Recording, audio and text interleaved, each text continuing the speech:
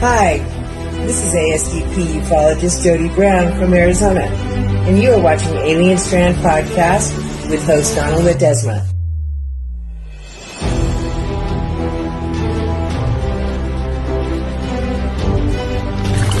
AlienStrand.com, the official website.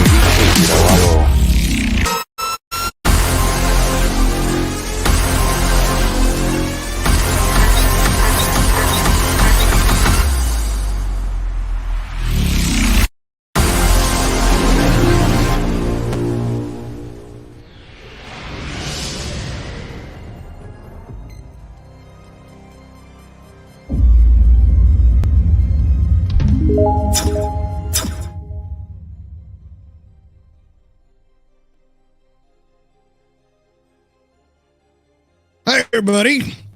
Welcome to this episode of Alien Strand Podcast. I'm your host, Donald Ledesma, and welcome to today's show. So today is going to be a pretty interesting show.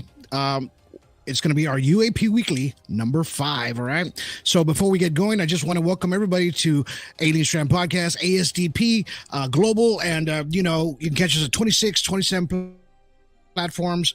You can even catch us on audio podcasts. Yes. So after this podcast today, just kind of remember we're going audio. So you'll be able to catch it on 26, 27 platforms on audio, iHeartRadio, Spotify, all those good things. You'll be able to catch it there. Okay. So if you missed today's podcast, you can always listen to it, or you can actually join our YouTube. Go to our YouTube page. If you're watching on YouTube today, welcome. Give us a like and thumbs up and subscribe. Please subscribe. If you're watching on X right now, appreciate you guys. Thank you for watching today. I don't see your guys' comments on it because it hasn't been able to get the platform through to able to see your comments just yet. All right. So today's going to be an interesting podcast. We're going to talk about a lot of good things that are happening out there on UAP world. And if you're new to ufology, well, welcome to ufology.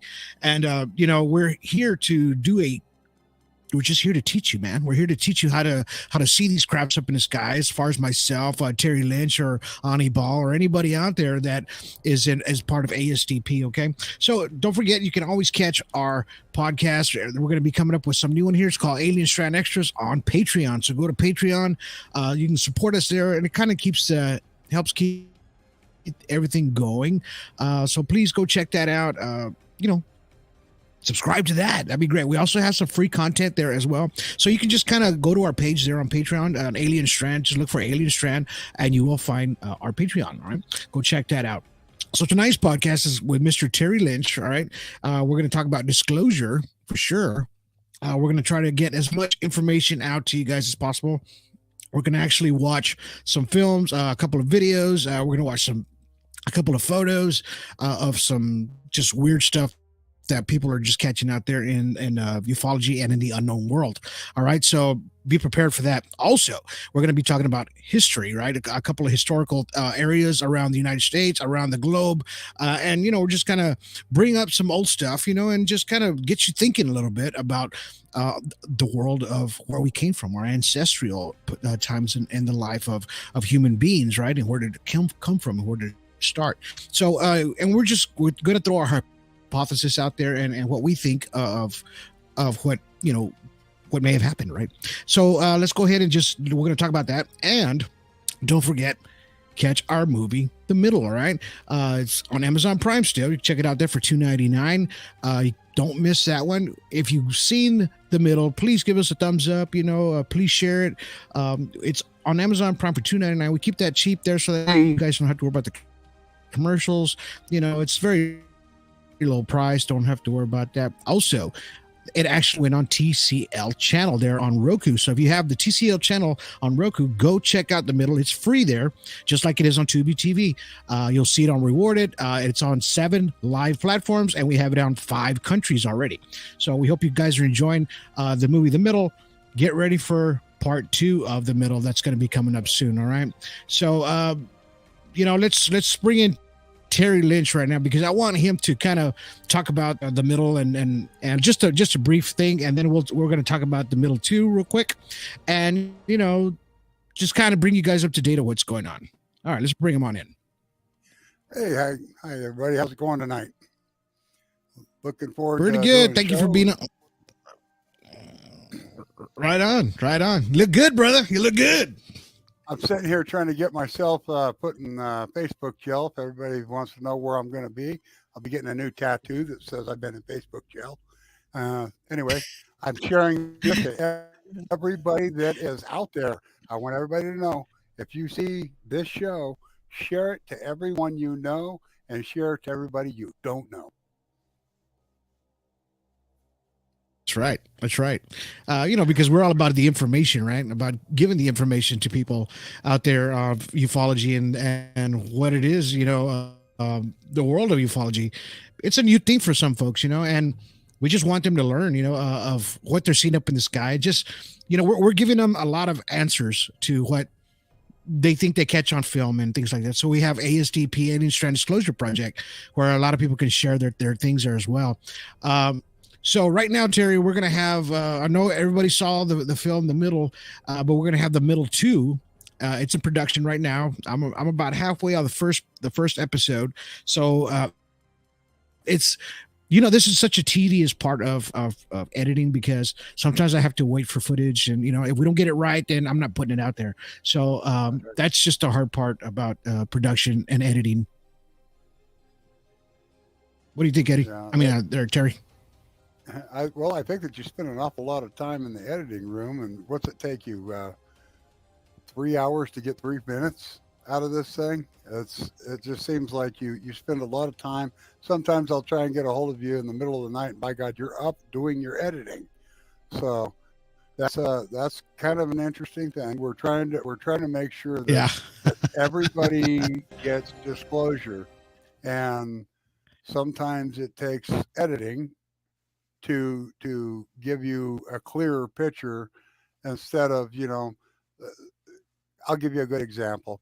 I had one night where I had 5 craft go over the top of me, and you were only able to use one of those craft going over me because my mouth, the words that were coming out weren't right. I was like everybody in the world when you start seeing the words come out totally different than you're expecting them to. And they're not exactly G-rated when you're seeing these things. Sometimes your mind is going, what is going on up here? Yeah. And if you're a ufologist and you're trying to do something to where the public can see what you're doing, then you have to think about what you're saying and the words that come out. And sometimes the words that you're saying don't make sense at all, because you're trying to see what's coming towards you, something that's coming above you, or something that's coming into a room with you, or it's anything that's happening that's para. Okay, you got paranormal, you got parascience, anything that's para, what your normal is, then you're going to have a reaction, and it's going to be a human reaction. However, it requires somebody like you, when you're putting it on film, to like kind of tone that down a little bit so the little kids can see it, and you Exactly. can show it to the Yeah. so I Yeah. get what you're talking about. Editing's a big deal. Yeah, it is. It takes me 4 hours for 1 minute of what everybody sees on TV. You know, for mostly a lot of editors, they go through this. So it takes about 3 to 4 hours for every that 1 minute because you have to get it perfect. You have to get the coloring and all that good stuff. It's just a lot. There's a lot involved in it, man. I mean, once I'm done with this movie, I think I'll be able to teach a class. So, Be able to. but other than that, I think so. I really do think so. So we're almost we're in the middle part of the middle two, right? So if you guys can watch the first middle before you can check out the second one, all right? And let's go ahead and just show the trailer for the middle two, all right? And let's get that going right now.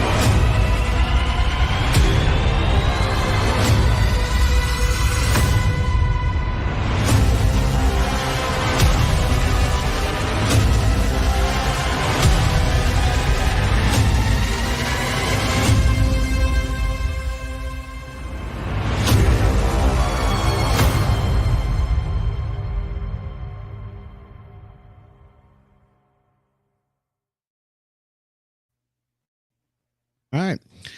So that's going to be coming up pretty soon. Hopefully we'll have that up maybe in November. It'll probably be coming out on Amazon Prime. So if you guys go check that out. So we also have ASTP, Alien Strand Disclosure Project. So if any of you guys want to be a part of that, hit us up on Alien Strand or alienstrand.com. You can go there and it's our sister page and it'll take you right to it. So go check that out. We have new folks actually right now. Well, we mentioned one before, and his name is what's his name there? Billy Bennett. So he's from North Carolina. He became an ASTP representative, and then we have Marcia Delosier from California. She's watching tonight. Thank you guys for being a part of Alien Strand Disclosure Project. We really appreciate you guys.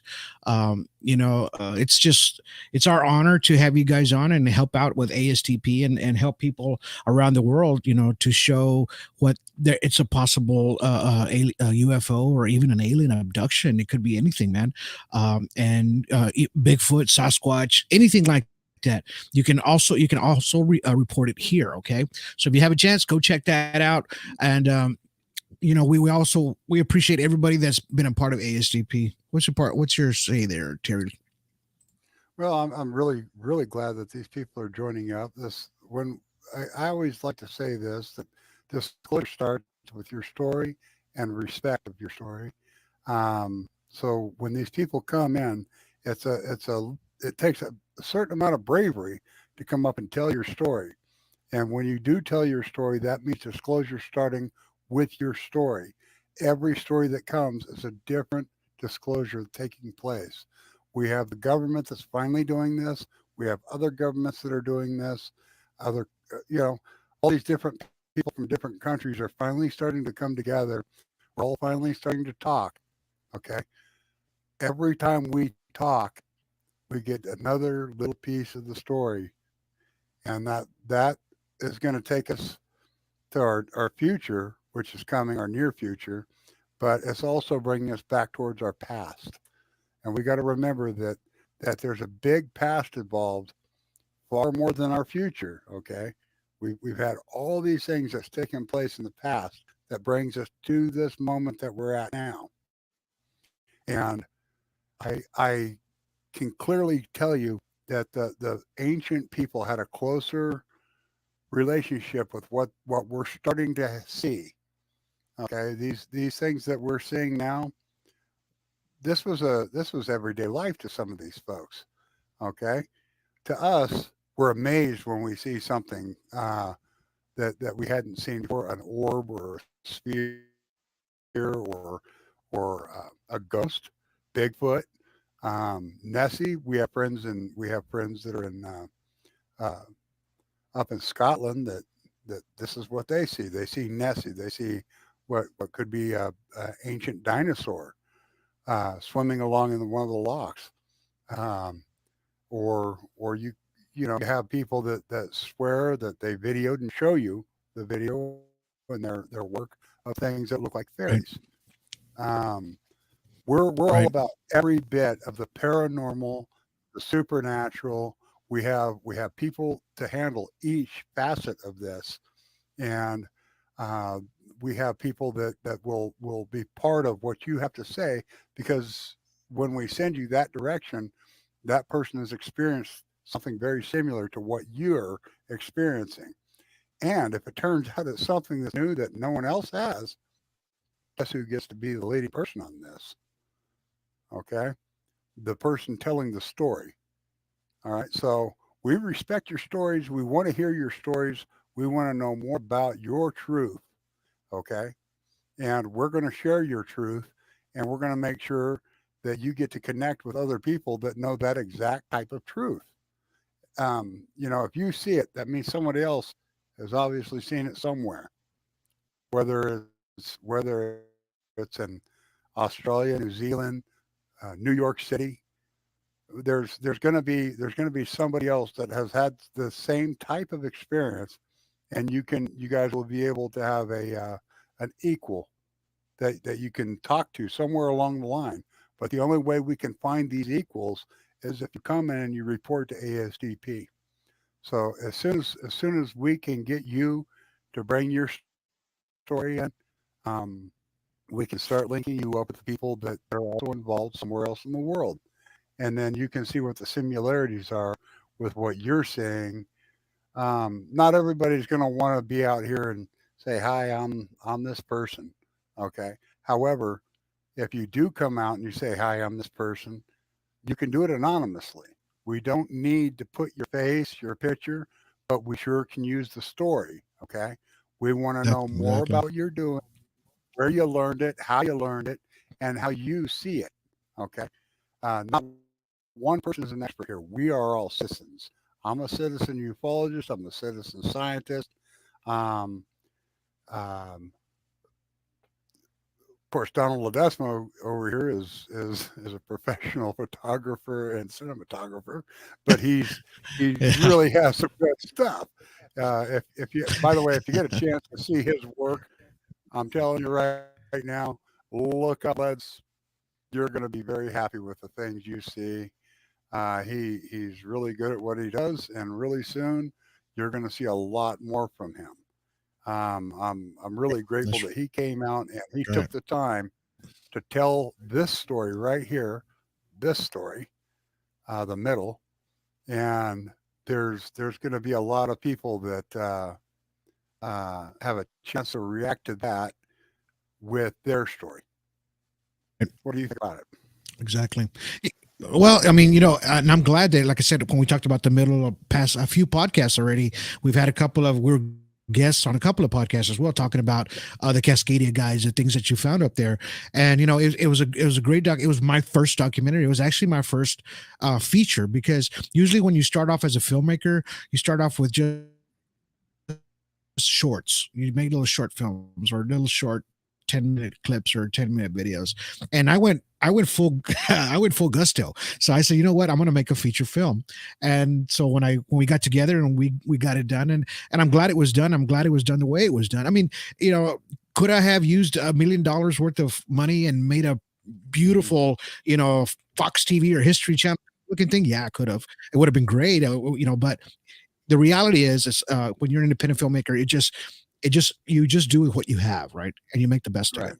So I was able to make something beautiful out of what I had and the cameras that I have, and put your story out there, so people can see what you were seeing after you encountered that extraterrestrial craft and the extraterrestrial itself.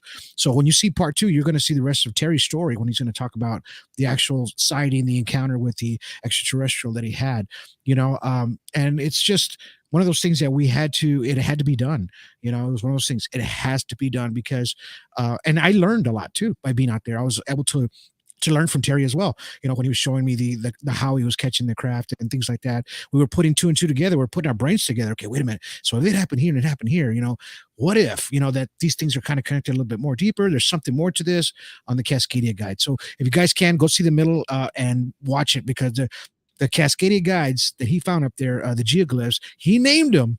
And it's on Google Maps that the forestry actually let him name them, and they put it up there for Google Maps so you guys can actually go there, and you'll see there on Paulina Peak, right, Terry? Paulina Peak, and that's the Newberry volcano just above Lapine, Oregon.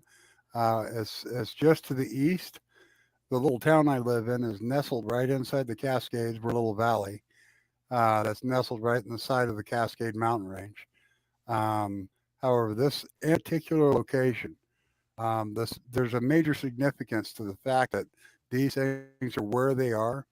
From this location, you can go up. You're in I call it the middle of Oregon because that's where you're at. You could throw a dart and hit the middle of Oregon, and that you'll land right there on the Paulina Right. Peak. Now, from this location, you can, in the center of Oregon, you can see up into Washington State. You can see Mount Adams. Okay, that's as far north as you can see from this location. It looks so tiny. And then to the south, you can see Mount Shasta in California. Okay, it looks so tiny with pieces of equipment like a 1,000 millimeter scope. Nice. Or yeah, Nice. I figured I'd bring a couple toys with me today. This one's an 810 millimeter Nikon. All right, you can see that it's got 36 times magnification, which makes it 810 millimeter. Try and get it out of the light the wrong way. All right, That's a great camera, by the way. Yep. That's a P500 right there. Okay, you can zoom in on these things. Now I'll tell you again. Now I've got other Nikon sitting in my hands too. But by the way, you know what I'm going to say, don't you? You know exactly what I'm about to say. Yes, I do. Okay, Nikon. Yes, I do. Go ahead. I am Nikon. All right, Nikon. Let's talk. I know how to use your equipment. Let's see what happens when you put better equipment in my hands, and you put better equipment in the hands of our ufologists. Everybody here needs to have something to show how well Nikon works. A P1000 gets us 3,000 millimeters, and that would bring it to where I could see the people on Mount Adams or the people on Mount Shasta from the top of Paulina Peak. Okay, so let's try and show how good your equipment is. I'll certainly do my best to show you how good it works. Okay. Now, speaking of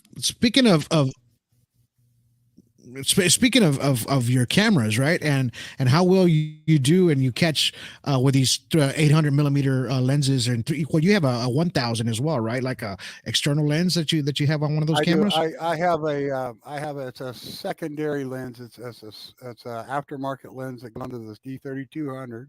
You can go out and you can buy attachments that turn into the things. I do have a 1000 millimeter lens that comes off of this, and it's really only good for daytime because it doesn't work with the computer system that this camera has the ability to do. All right, but if you've got you've got a Nikon lens, I think on the space station, International Space Station, they have cameras very similar to this right here, but they only have 800 millimeter lenses. All right. Oh, So wow. that's what they use. It's 800 millimeter lenses. Nikon gives them to them so they can monitor the Earth from the space station using exactly basically a camera just like this. And then might have a bigger backpack up the bottom or whatever.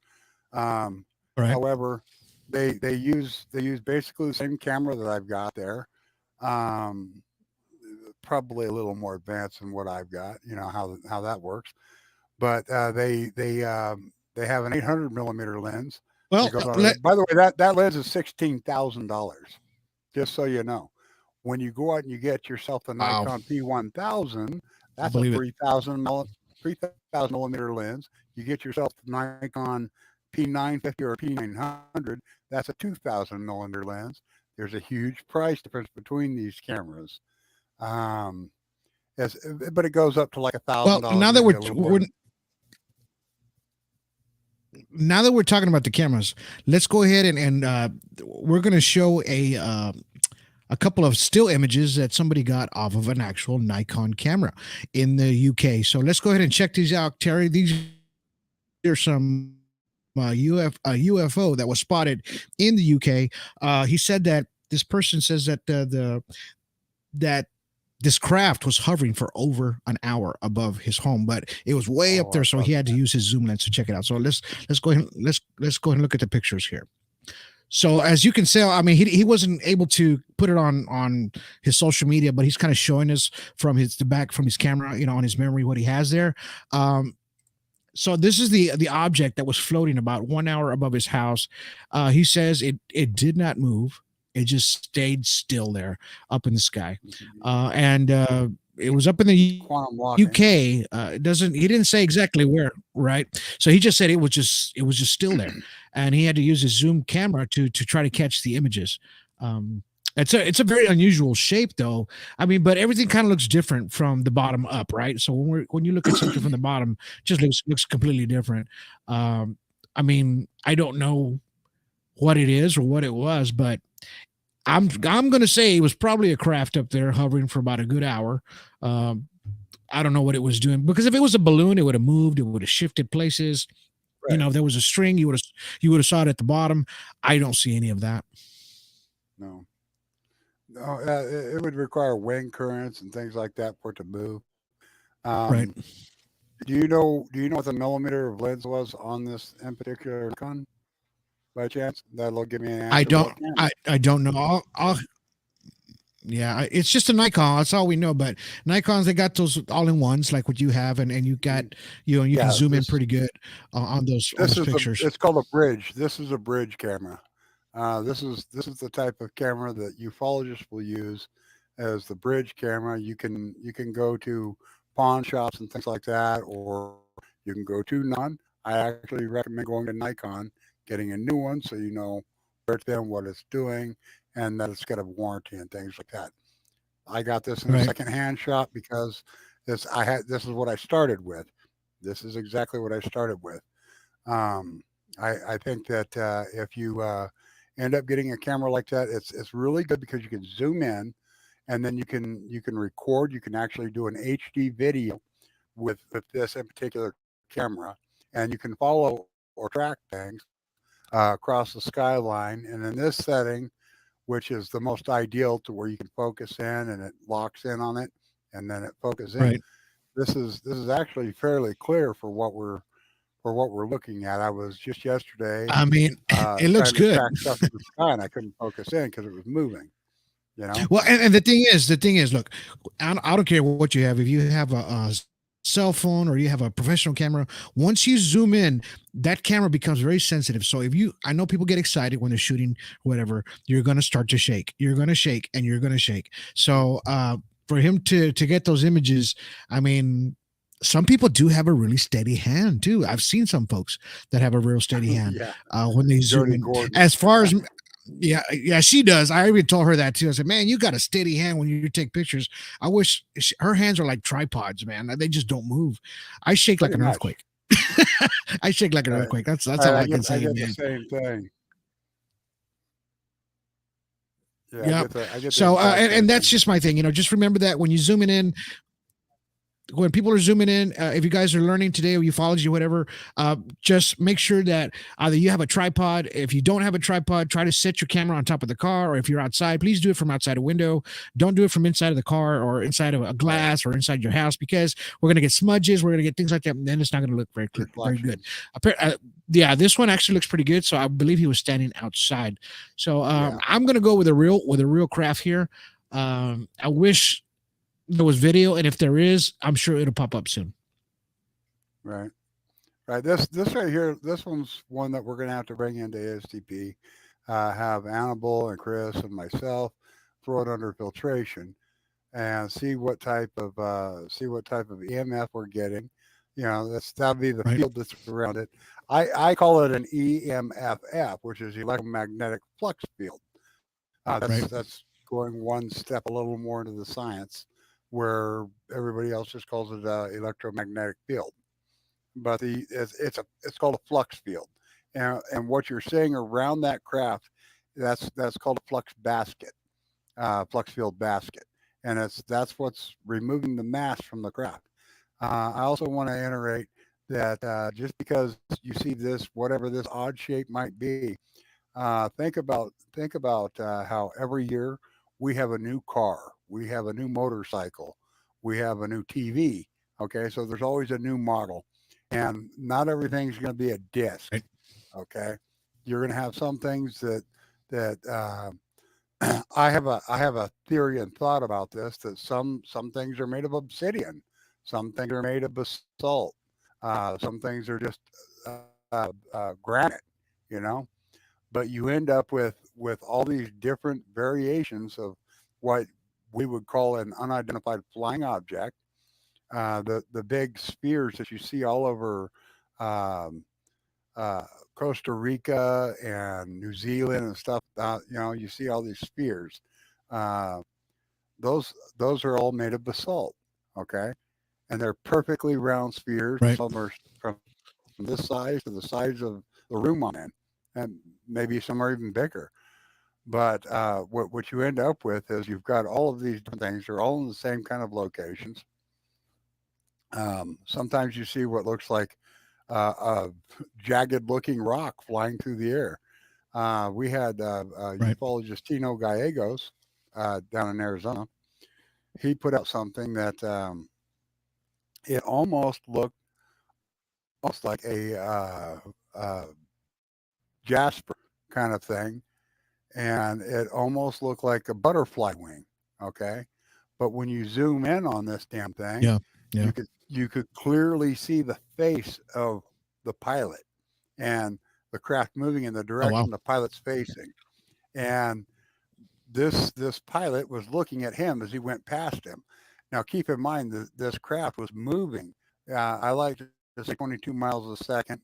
It might have been moving a bit slower because you could actually see it moving. So you get my gist here. If it's moving at 3,000, 4,000, 5,000 miles an hour, it's still doing better than our fastest rockets. Right. At that level of altitude. We got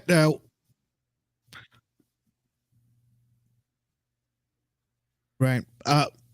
Right. We got Marsha right now. She says, hello, my friends. Jody Lynn Brown's on right now watching. And we have Angela Ellison watching right now. Sue Harrison. She says, hi, guys. Thank you. The Lion's Pride. He says he liked and shared our podcast. He's getting it out there. Jody says, I love Nikon. Everybody's out there. Marisol's out there saying, hi, guys. She goes, nice. Nice shot out there. Everybody's watching and chiming in on, on what we're talking about today, especially that craft.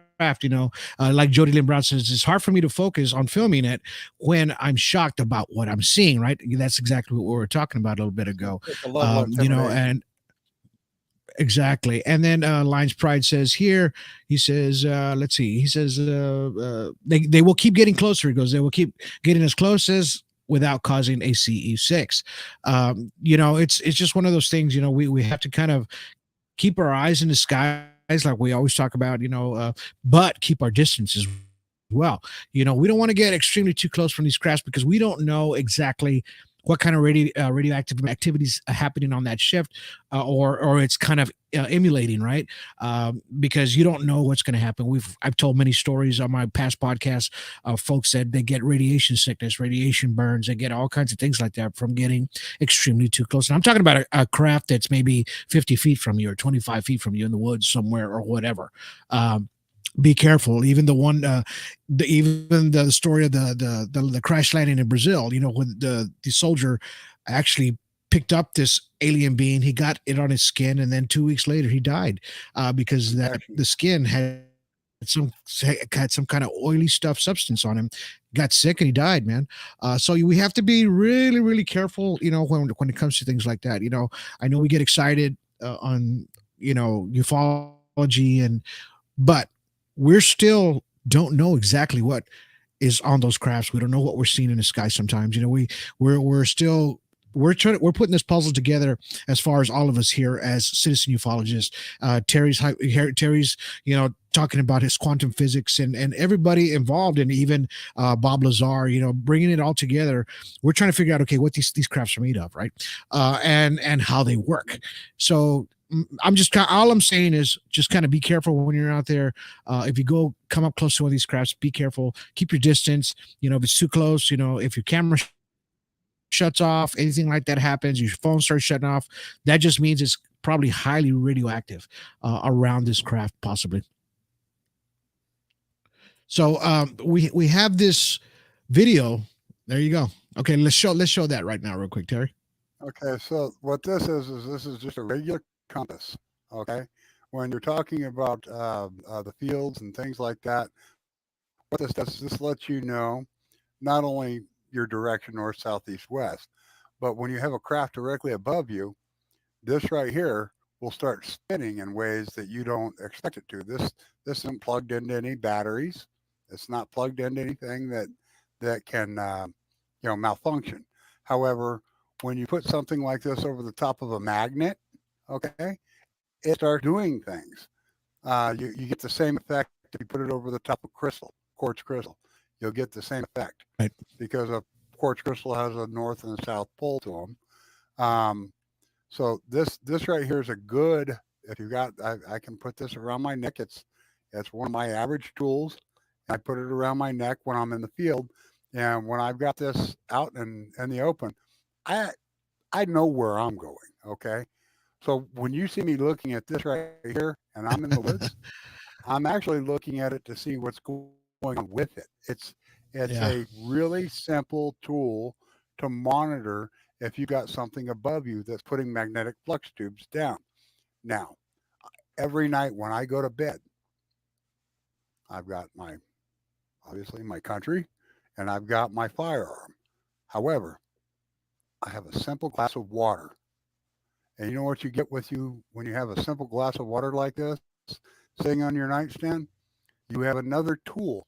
You set the thing down on the nightstand, and if you see ripples in the top of it, you've either got an earthquake happening, or you have a UFO directly above you putting down D1 sharp, which is the hum that you hear from these craft. You hear a anyway. When you hear that hum, it resonates, and when it's coming down a magnetic flux tube over the top of your home, those magnetic flux tubes go right through your house.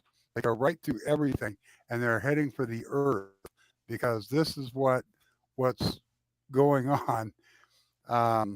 It starts to vibrate, and then you see this ripple effect that's going across the top of the water. This is what the Azenazi and all those people were seeing in their clay pots, because they're master builders of pots and structures that go up inside cliff dwellings. But this is one of the most ancient tools, and you'll see that bullseye, which everybody keeps saying is the universe. They see the spiral. That's not what that is. That's what this is. They were using water. It's an ancient tool, more ancient than anything else that we've got around here. It's probably even older than the planet itself. So you use that right there as a tool. You put it on your nightstand, and if you start hearing a hum, look over towards that water, And if you see that water doing this bullseye, that's D1 sharp. Take a look at it and a piano, the piano octaves of D1 sharp, and then you look at that and you see exactly what I'm talking about. I'll put that out on ASDP, Alien Strand Disclosure Project's site, so you can see this. I'll show you a few things with this. I have a well. Let's we have a video now. Let's go ahead and check this out. So I believe that Anibal Caballero, he started sharing this, I believe, yesterday on a bunch of sites. So I saw it and I was like, wow, now that's different. So it's going to be a video of it looks like a deceased alien, okay, that's on the ground. Now I believe the wording on top is going to say Roosevelt 1943 or 47, but actually I think what they were trying to say was Roswell. They probably printed it wrong. Right. So let's go ahead and check this out now.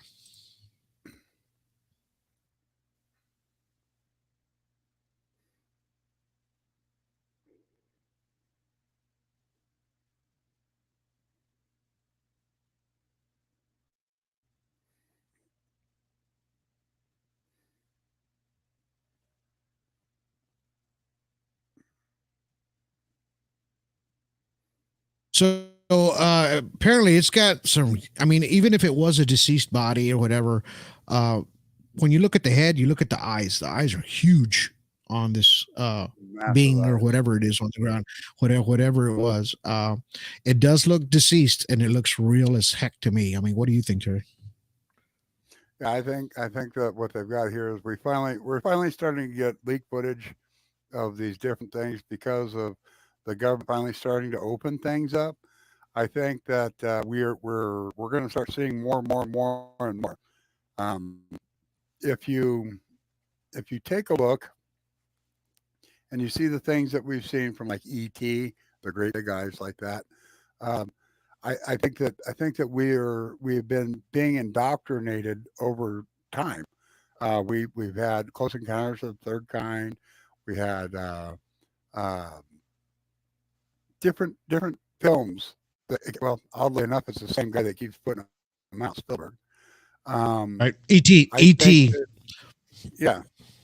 I think we were being shown this to try and indoctrinate us, to try and get us a little more ready for what the next thing is. Okay, we've been fortunate enough to have people that have seen it and they report it. They give disclosure. The more disclosure we have, the better. But I believe that what we're seeing here is real, and I think that we're going to start seeing a lot more of it. Like the things that's happening in Brazil. Really, are we really going to settle on people that were doing an illegal mine on jetpacks? I don't think so, man.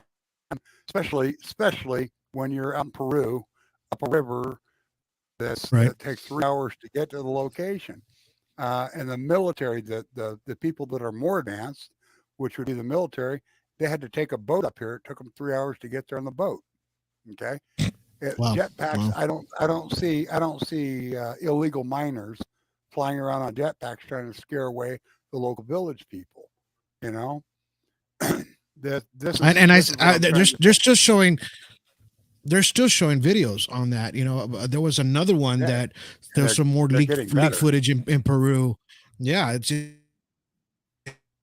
it's actually, this thing has been happening to them for months now. So it's not like it just happened once. It's been happening over and over to them there in Peru. But before we go any further, let's go ahead and take a really quick break on a commercial, and then we're going to come right back. Okay. Gotcha. We'll see you in just 30 seconds.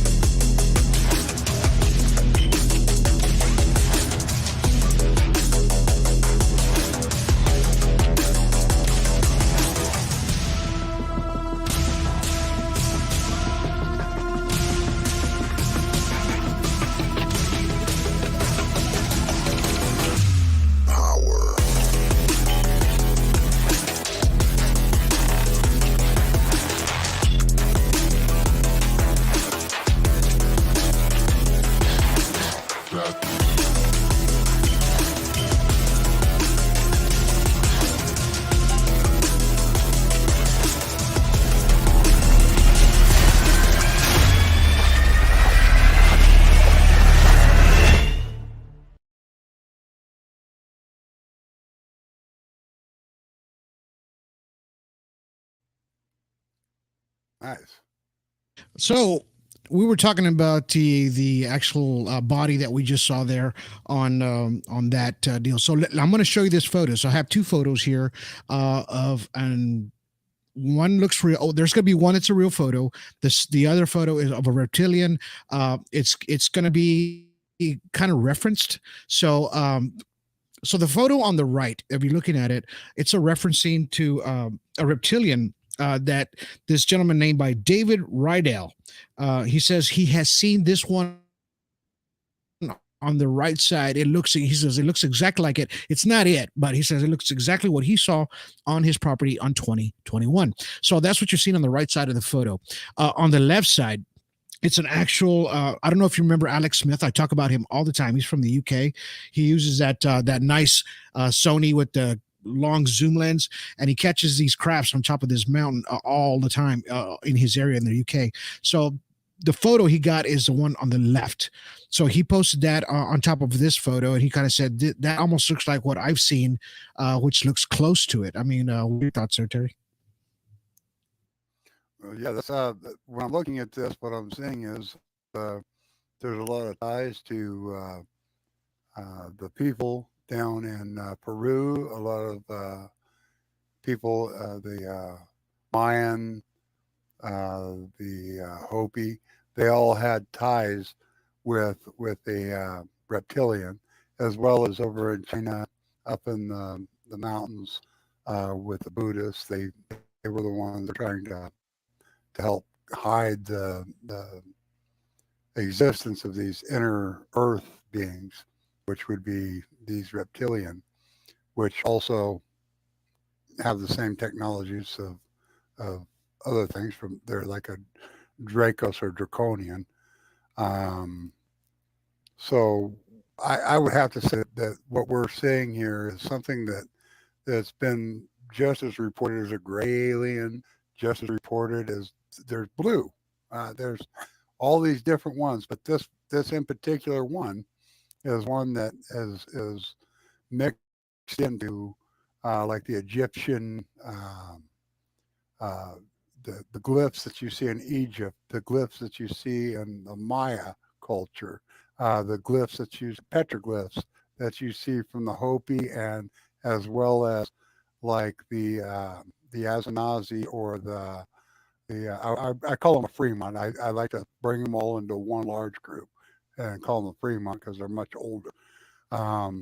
So you see these paintings of these things all around, and then you start hearing people throughout the world talk about visually seeing something that's like this, and then you finally get some evidence that looks just like what you just showed. This is Right. a really good, as far as I'm concerned, that's a really good picture of something that we've been trying to get a picture of. And I would like to, again, I'd like to take that, put filtration on it, maybe bring out the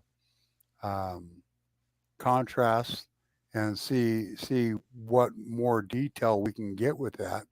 But that's actually pretty damn good. You can kind of see it with his head cocked sideways a little. I would like to. Well, there was I don't know. I don't know if you remember this. Probably about 3 years ago. I don't know if it was on WikiLeaks. I think it was on WikiLeaks. This Mhm. gentleman, I believe, I can't. I don't. I'm not. I'm not going to say. I think it came out. I'm not sure if it's in China or a different country, but it was an Asian country, I believe. And he actually got a photo, right, of a reptilian, and it was like an up close photo. It was pretty damn clear when it first came out. Now he posted it up for about I'm going to say maybe less than an hour, and then it was taken Mhm. down right away. Yeah, It was taken the down Chinese government would have immediately. removed it. Right. So now, if you try to find that picture anywhere, you can't. Yeah, I've tried looking for it for years, and people try to, and then when somebody actually try to take a snapshot of it, I guess, or something, right before they took it down, and it looked real blurry. So it was kind of hard to tell. But the original photo, they say you could see it clear as day of an actual Mhm. reptilian that was actually standing there in front. in front of him that he was able to catch on his camera. So, I mean, other than that, I haven't seen anything else that's going to be close to it. Apparently, of what people describe as a reptilian. You know, Mm-hmm. I don't know. I'm Would, still would, I'm in the middle of this. I'm kind of in the middle wouldn't on reptilians. wouldn't you like to have a moment with His Holiness the Dalai Lama and pick his brain just a little bit? I mean, Just a minute. he would have some he would have a few answers that nobody asked him those questions of, that either you or I, either one of us, would actually ask him questions that he literally wouldn't expect. Because with the way all this falls, Hindus, the every single one of these different religions all come back to this. You actually see in a bunch of the uh, I'll give you a good example. Our friend Mr. Ken Wells Jr. And I think it's in his picture of to find him out there. There's always a snake above his picture when he's showing the Right. different Right. glyphs. Well, these are snake worshippers. What that is these are people. This is long before Christ, long before any of the other religions that we consider a standard religion. They usually have a snake above them. Some of these places have snakes that go around what looks like a craft that somebody's flying. Right. That's kind of telling you it's a dead giveaway that we are tied to a reptilian somewhere along the line. They say that we are part reptilian, that there's a section of us that's reptilian. That's that little cold part of us, whatever you want to say. But that we are tied to this reptilian, and we always have been tied to it. Even in the Bible itself, it was a snake. Okay, it's Yep. always a snake. We're always having a reptile involved with something. So you gotta take that, and it's more than a grain of salt, because um, there's more truth to it than um, just about anybody's willing to tell you. I wouldn't mind talking to Pope. I wouldn't mind talking to His Holiness Dalai Lama. I wouldn't mind talking to I'm actually friends with a few gurus. These guys, they're love, peace, everything about love, peace, and harmony with the world. But the serpent is always prevalent. You see Egyptians with the cobras. There's some of these things look almost like a avian, because that's another one, the avian, the birds. The blue Right. avian is tied directly into all of the same thing, and it's all from the same time frame. Well, You got to take it. speaking of, You got to take it. You got to put it together. Go ahead. yeah, and I mean, speaking of being in close proximity with something that's like a snake, or because you referenced a lot of that. Let's watch this real quick video of this gentleman that. Okay, I'm going to give you the backline story on this video that we're going to watch next. This gentleman had one about maybe 4 weeks ago, and it's in Mexico, and he walks to his house in front of when he opens the gate, he sees this orb floating there, and he couldn't believe what he was seeing. He was seeing this orb, and it was like super close to him, right? It's not illuminating bright, it's just a silver ball floating there. And he's just kind of talking in Spanish, right? So this was 4 weeks ago. So now there's another video that just came out, same guy. Now when he opens the door, this sphere comes into the house. So let's take a look at this. And in Spanish, when he's talking, he's kind of saying, can I touch you? Can I touch you? Because he's going to put his foot, and then he says something like, now I'm touching you. Now I'm touching you. Okay. So he's kind of freaking out. So let's go ahead and watch this real quick. No manches, Rosa.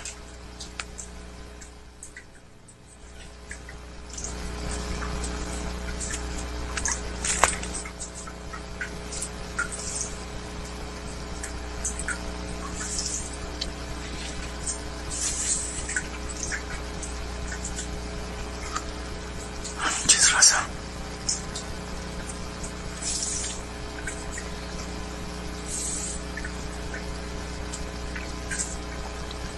puedo tocar.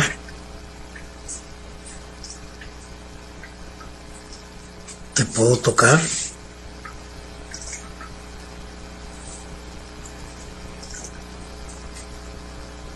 Te puedo tocar.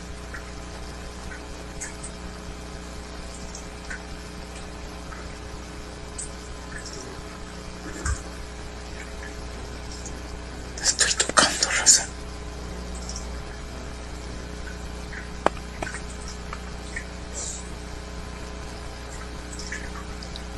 Manches, raza.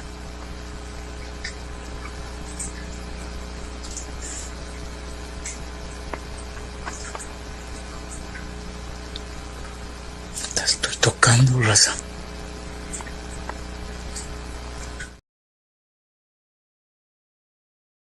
Wow. Wow. That's what everybody was looking for right there. That right there You would know, be a conversation he's holding with this in particular entity or craft. I would have to call that an entity of some sort. It was a living, to me, that looked like a living creature.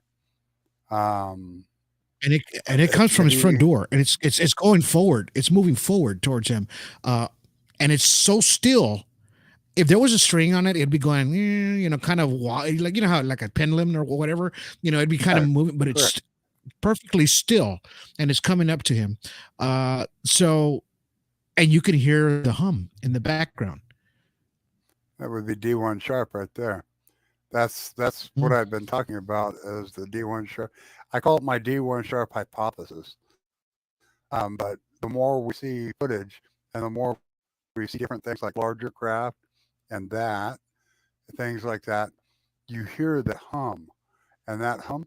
If you anybody who's an expert that can bring this up, I have I have a person that does this. He calls himself Mister E Scholar. Mr. E Scholar. Okay. So it's like mystery scholar. But you can go out and you can find his Right. cryomenics, and he's using tones, and he's showing you what tones do on the top of water. Now this right here, I would like to have him get his hands on that tone that we were hearing, and see what we get from the top of water. Or maybe I might even be able to do this myself with a speaker system in the home and put a speaker directly over the top of that cup of water or bowl of water and see if I get that exact that ripple that puts out what looks like a bullseye. Um, each tone has a different Right. shape that it makes. Okay, so this way, you don't think that one tone makes this, one tone. They don't all do the same thing. Every tone makes a different shape on top of water. Just so you know.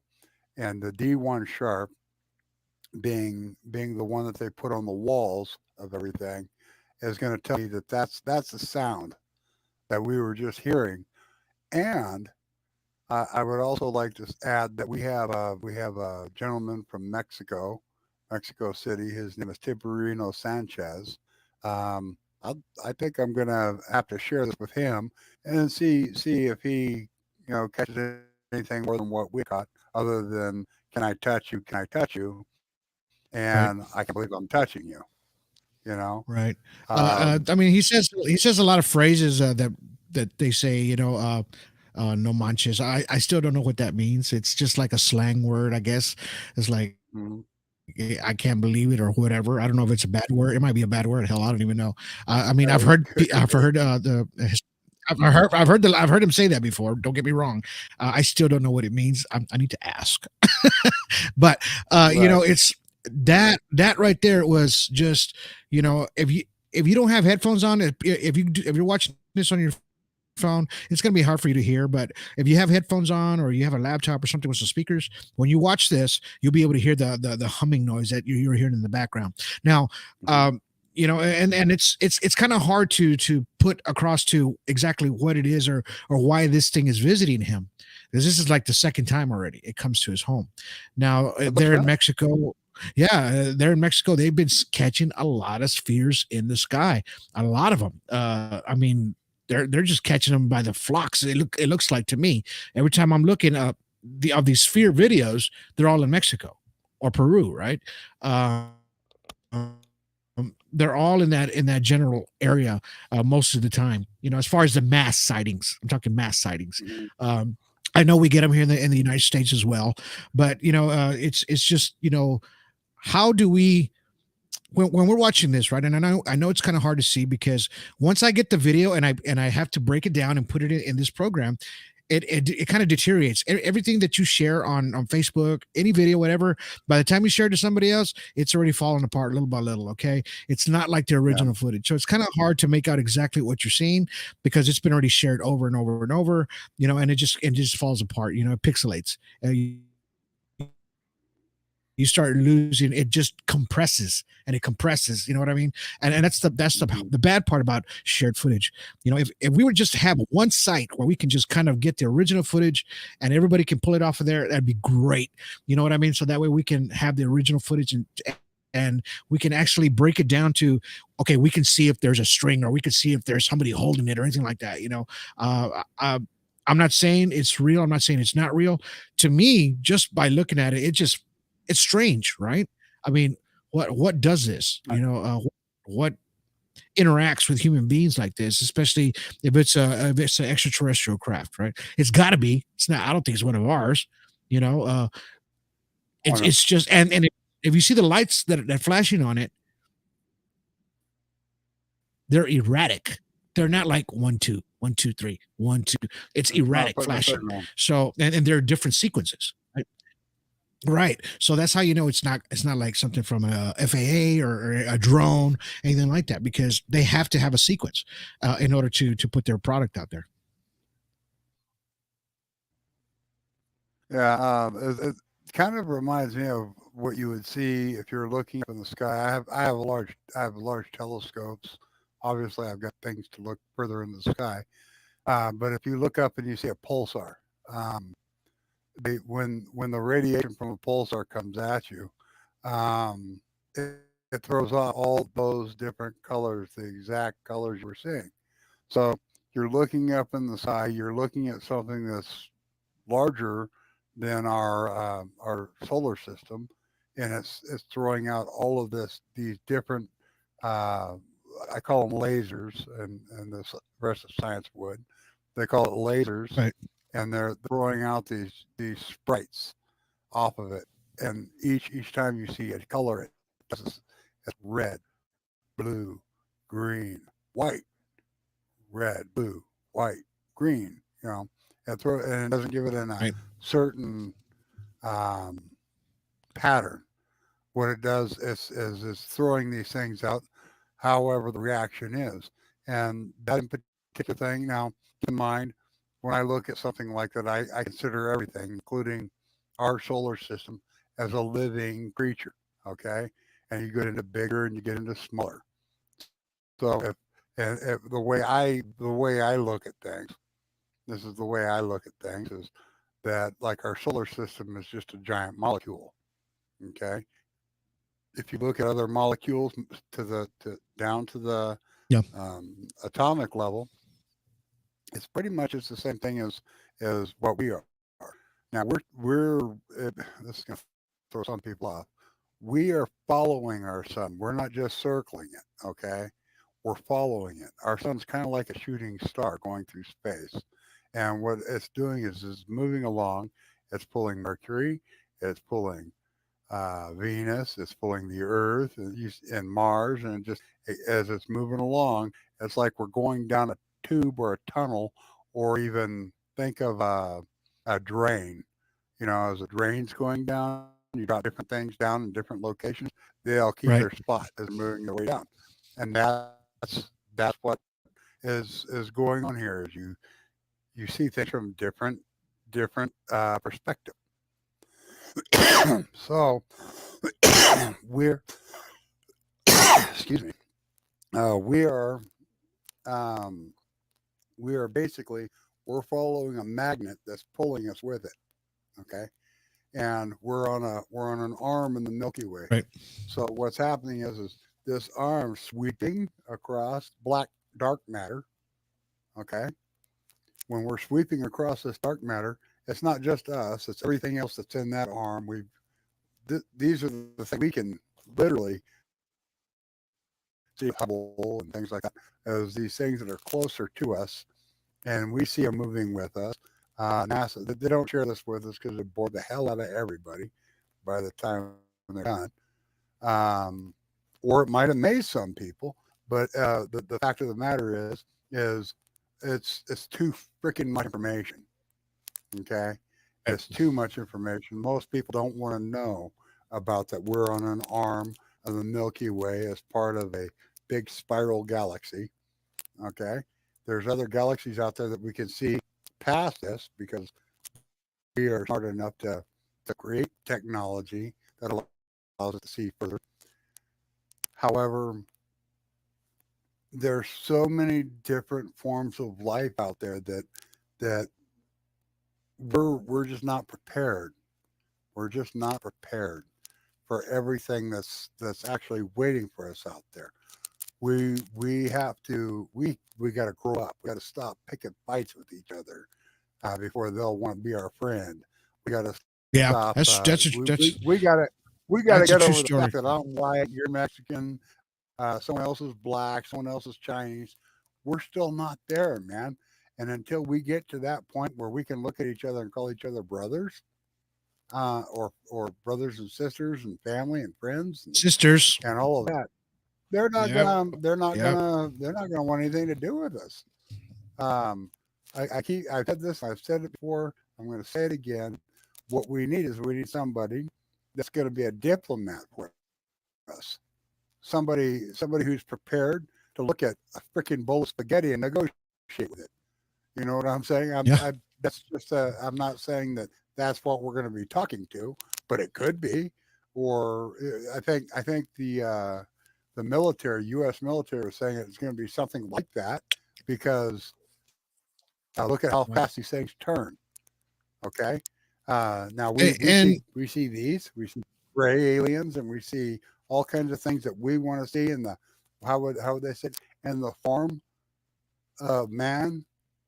You know, that's the way we want to see a God. We want it to be in the form of man. So we create that image in our own mind. And if we don't see something, well, let's talk about that. Let's talk about the beginning of man, because we're coming up to the top already, towards the end. But let's go ahead and bring this up real quick, okay, before we close out. So, I've been kind of looking back at this on Gobekli Tepe, right? And I don't know if you've seen on the History Channel, Graham Hancock, he's got a show on it. He talks about this, place. He talks about a bunch of different places, and he's got a different hypothesis on a lot of things, right? And so they have this place in Turkey. And they have, I guess, carbon dated it between 9,500 to 8,000 BCE. So this is way, way before our time. This is the oldest find that we have found, right, by far. And this place was literally buried, physically buried. And everybody's still trying to figure out exactly what this place is. Somebody called it a temple. When somebody called it a temple the other day, this guy's like, well, how do they know they're a temple? Do we know it's a temple? No, we don't know it's a temple. This guy, whoever the author was, it could be, it's a gathering place for sure. We know that because on the left part of the picture, if you're looking at it, I'm going to try to bring it up a little bit more. It's an actual top view of a drone footage on the left of how big to scale this thing is, and it was covered up like a mountain. They thought it was a mountain, and it actually wasn't. It was this thing that was buried beneath it, right?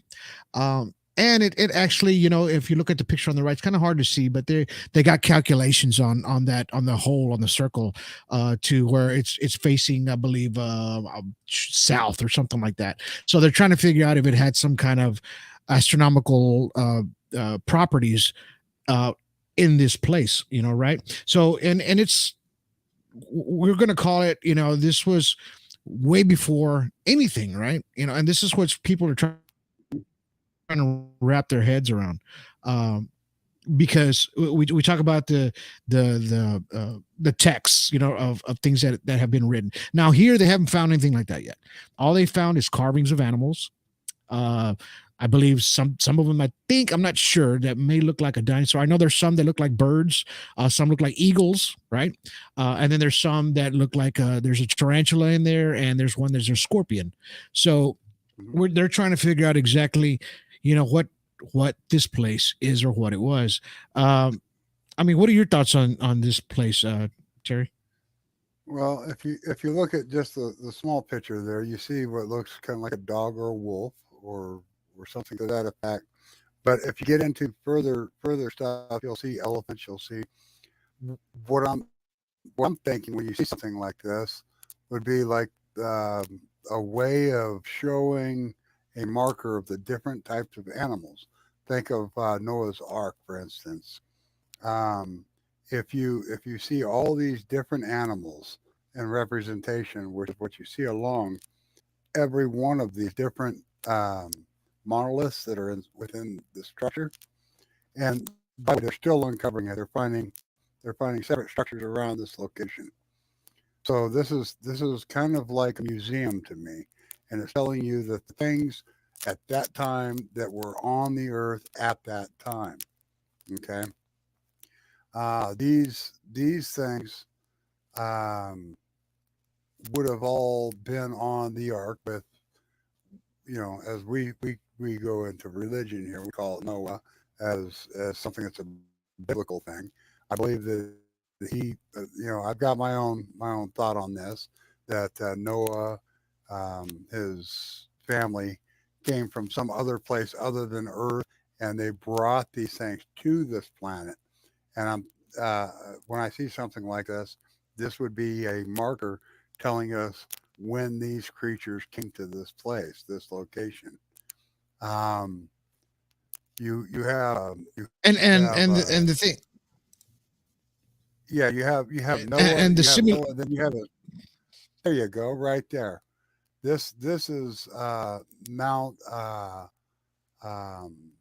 it's called Mountain Nemrut from Turkey. Nimrut, yeah, Nimrut, which is Nimrut was a ancestor of Noah by himself. Now, if you take a look at all of the findings that we have on Nimrod, and you have all the findings that you have on Gilgamesh, they look like they're the same individual. Okay, they look like they're the exact same guy, Nimrod and Gilgamesh. Yeah. Now they have stories about Nimrod being the great warrior, the biblical warrior or hunter. He's the mighty hunter, is what he was. And I think everybody's heard the term "don't be a Nimrod." Okay, that he gave his kingdom away, is what it was, and that's why they say "don't be a Nimrod." Now, I think he was the great grandson of Noah, and then even further down that line, you had Goliath, which was the last of Noah's bloodline, and he was killed by David, the Jewish king. Okay, these are part of why people have their whatever reason for not liking certain races and things like that. Which literally, again, I think that we have to go over all of this stuff on this planet until we do. Well, yeah, I mean,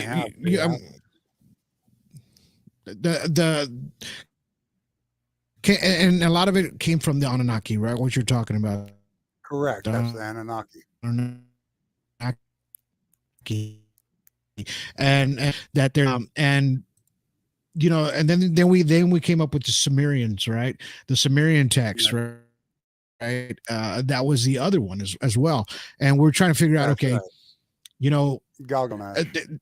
If you look at the Sumerians, and it was a religion, but it was a big. There were people as well. They had their own religion, and they all pretty much. If you look at the photos, and if you look at the pictures and the depictions, they have lions, they have animals, they have birds, they have lions with with wings and things like that, which showed great power, right? Great of leadership and things like that. they put those in their images as well, and they carved them out as well to show that who these people were in Sumer. But don't you see the similarities from this to when we go 100%. back, and look at it? It's this one because of this photo right here, these photos, because of this place, Göbekli Tepe, there was 8,000 years, man, to 9,500 years. This was way before Sumer, right? And there's a lot of similarities. So could these people have been evolved in somewhat with these people here? I'm talking about Sumerians. To say they were. Yeah, I would have to say they were. The things that, when you're showing what you're showing, and by the way, the heads are all cut off of the statues. The reason they do that is the different armies of the time, the different kings of the time. What they would do is they would roll these. I think I said this on the last cast. Is they would roll these giant statues up, and they used to take the nose off of them. In this case, this right here is this is Christianity in its very purest form right here. What we're looking at right now, and what happened was they took the heads off of them to disgrace the gods. There were smiters. They had most of these different religions and cultures. They'd roll their statue up and they would smite the other god after they won the battle. Okay. And a lot of the times it was a giant statue was what represented their god. And if you look at almost all the Egyptian stuff, you'll see noses off, missing most of it, which means they lost a lot of battles. But they retained their power because they still held their thrones, their kingdoms, and there was just no way in hell that this little army, or it may have been a big army, was actually going to make it back into their larger center of where they had things. Now, you got to keep in mind Turkey here. There was a point where Turkey was in a war with the Romans. And what they did was and I'm sure you can find this, and it doesn't take much to look it up. There's a whole city that's underneath the cities of some of the Turkish cities. And they actually made tunnels that went all the way to England. But what would happen is they had their entire population of people that didn't conform with the Roman.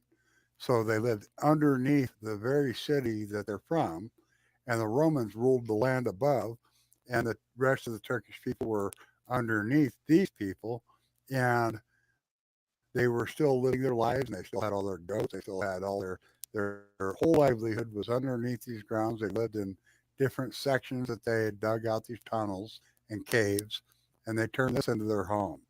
And then when these Romans happened to find that location, what happened is they would go through this little tunnel, which was a mistake on their part, and they'd seal off both sides of the tunnel, and they'd starve them out. And they couldn't get out. They couldn't, nothing. They couldn't drink water, no food, nothing. They would just all perish in this little sealed off section. You know how they got the big wheel that rolls in front of the door? That's what they would do. And Turkey is one of the first of all of our populations and people. So they actually made a tunnelway. And the reason I brought this,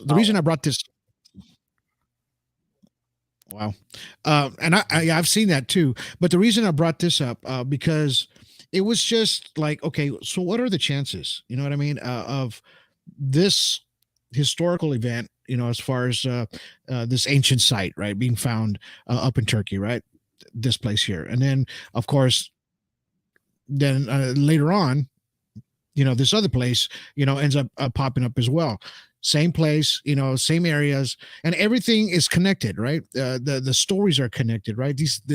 Right there, you could actually see that they took the heads off. So actually, on the very back, those are the bodies of the statue that were up on. And this is 7,000 feet above sea level, as on this mountain where these statues were placed up there in Turkey. Now, my thing was, the reason I brought this up is because I want people to understand that because of the dates, the carbon dating that we're looking at here, and this is what went through my mind.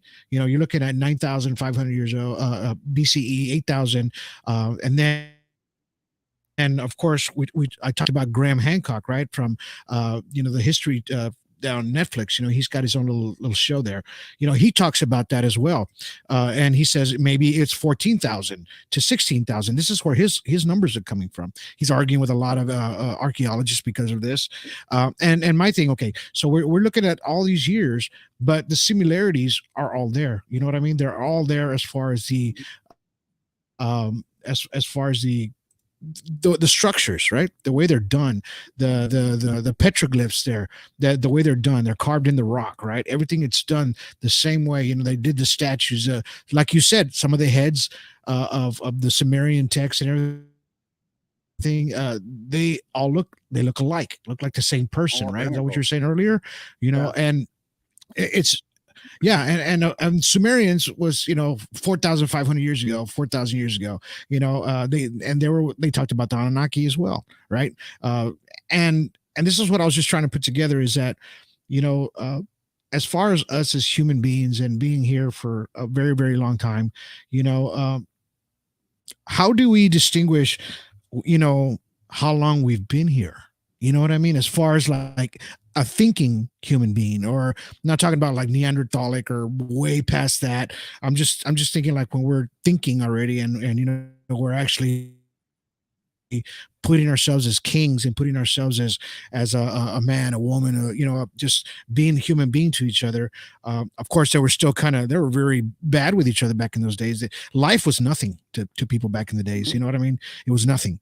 And a lot of people got treated very horribly back in those days, and that's what got me thinking a lot. And I'm not saying, I'm just saying how all these stories connect together and they even talk about the Younger Dryas event as well that happened before that. Okay, so if it happened before this time, yeah, and then this place was made, and then they go, why hide something like this? Was it try to preserve it? Go ahead. I think what's going on here is if you continue to look at this text that you're seeing here, the pictures that you're seeing, if you continue to follow the story, you'll see where we've already had nuclear weapons before. You'll see where we've had the laptop computers, we've had the phones, we've had watches, whatever the first, this is a power supply of some sort. We see all of these different things from that past time frame. And even in India, there's a location, and by the way, in South Africa, there's another location where there's still radioactive material in this location that if you were to go out there with a Geiger counter, you would find a radioactive sequence. We had all of the same technologies that we have today, but we've had them in the past. When we look at them, we're looking at it because the way they put it out was so freaking simple, okay, in comparison, because they used pictures in a lot of cases and a lot of words of dead languages and things like that. Sumerian, we have friends within our own organization that know how to read this and use this. But what's going on here is we have to take that stuff literally. You've heard the term the writings on the walls. They weren't kidding when they said that. The writing is on the walls. It just has to be read correctly.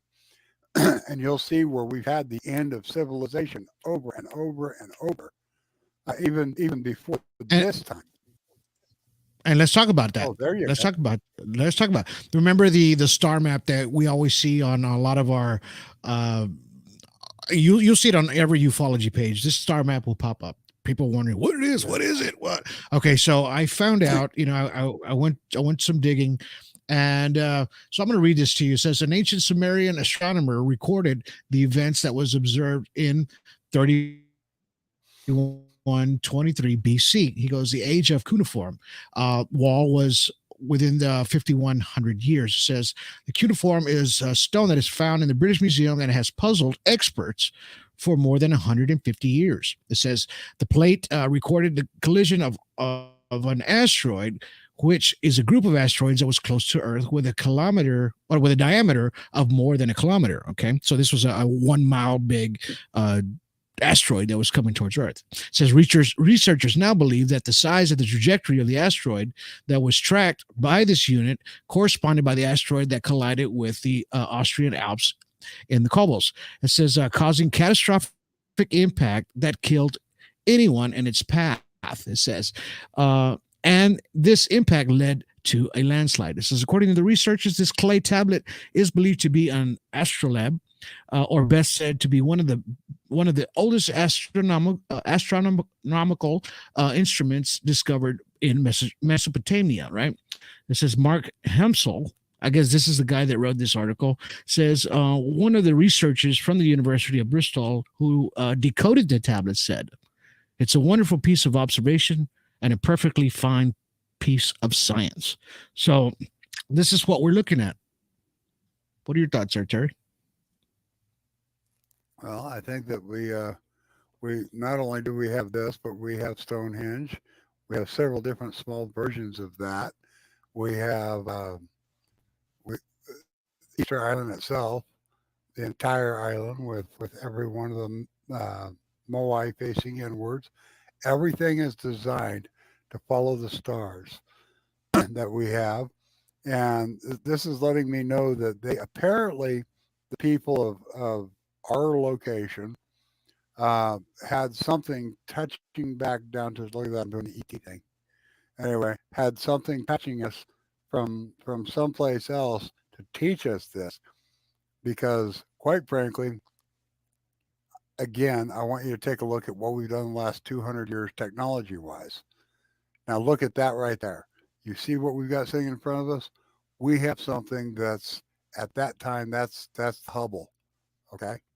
That's the Hubble telescope sitting right there, only from Samara. It's we have answers.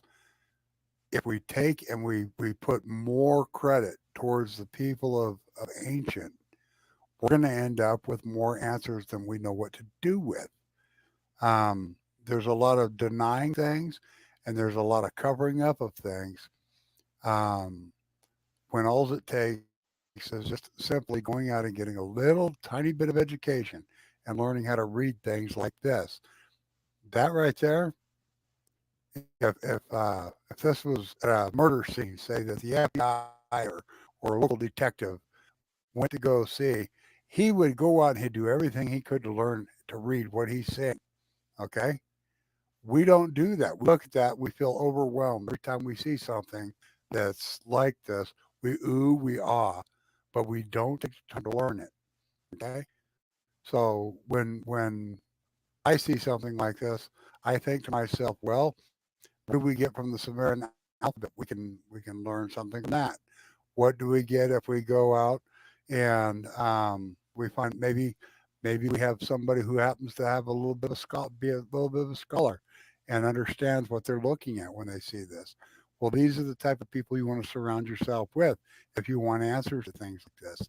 That right there tells you exactly where each location in the star system is.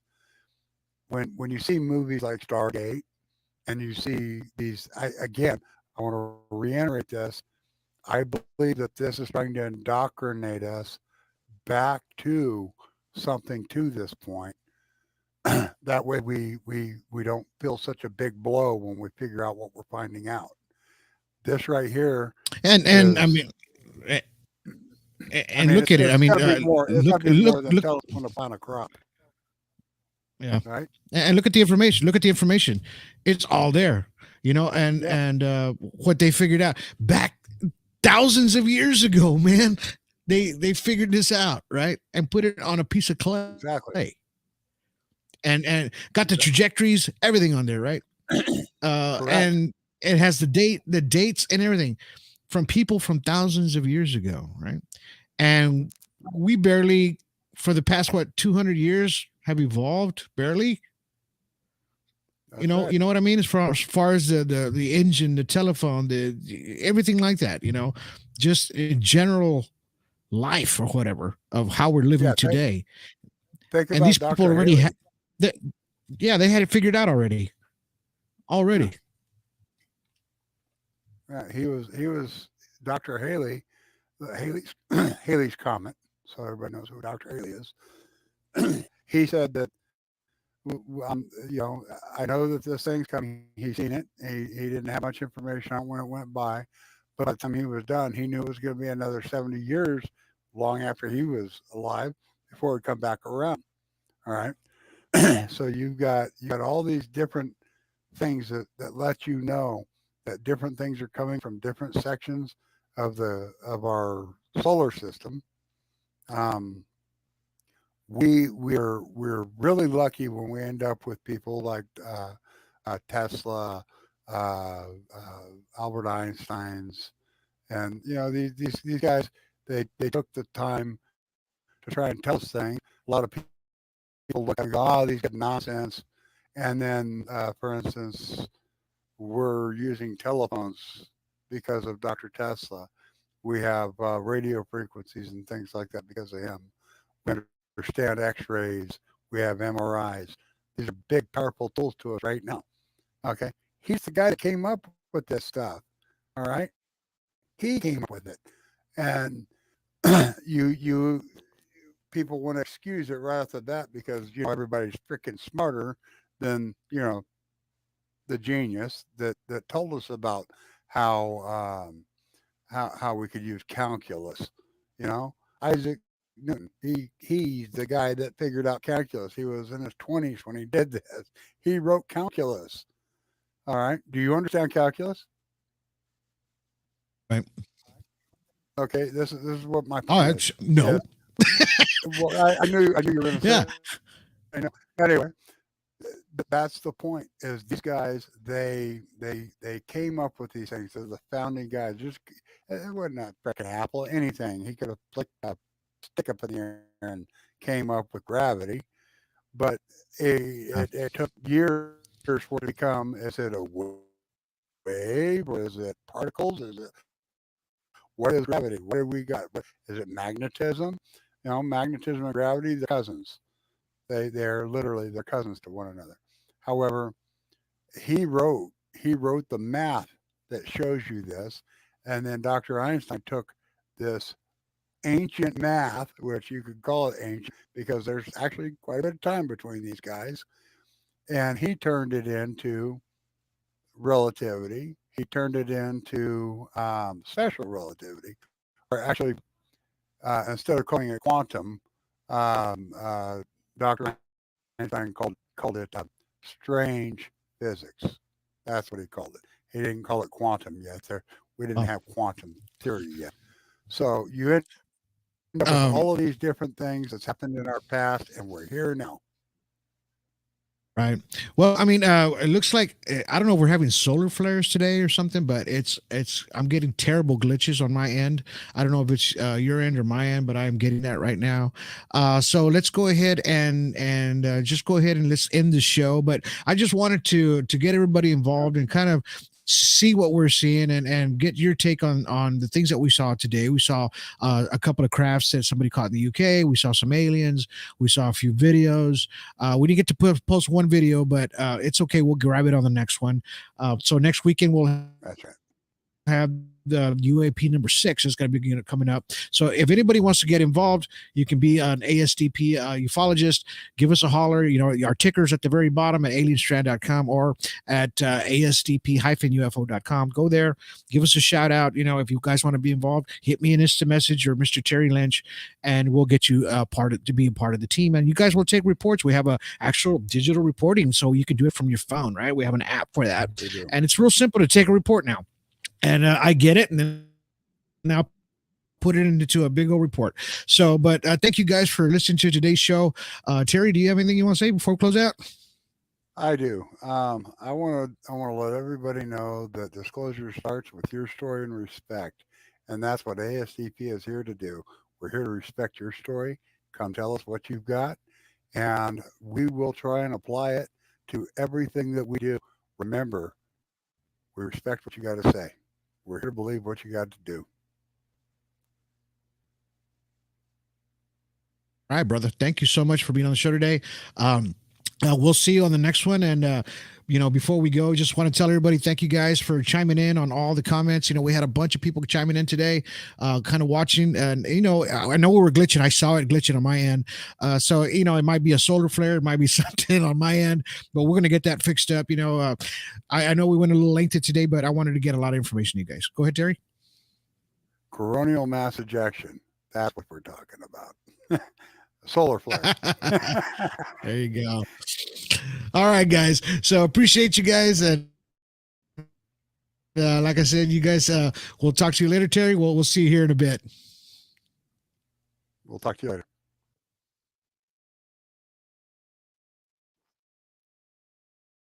I think I cut him off. I'm sorry. Sorry about that, brother. Anyway, it was a great show. We went a little over. We always do, because we got a lot of things to talk about. We wanted to get all the information to you guys as much as possible. I was just seeing a lot of glitching happen. I don't know if it was happening if you guys could see that on the outside. I had to cut it off so that way we can get maybe our technical difficulties fixed, and maybe on the next one it'll be a little bit better than it was this time. Hopefully it didn't glitch as much. I just saw it too much on my end. It was kind of hard for me to see what was going on, but appreciate you guys for watching the show today and supporting Alien Strand Disclosure Project, Alien Strand Podcast, and also go watch The Middle, man. You have to go watch it. Watch The Middle, and then part 2 will be coming out here pretty soon. I hope you guys I'll let you guys know when it's out there, but other than that, you guys have yourselves a good day, have yourselves a good evening, and have yourselves a good night.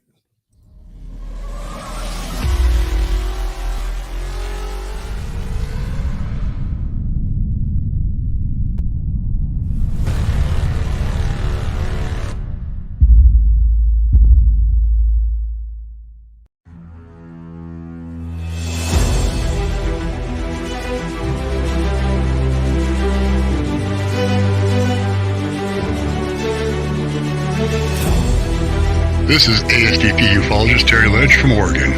You're watching the Mothership Alien Strand Podcast with your host, Donald Ledesma.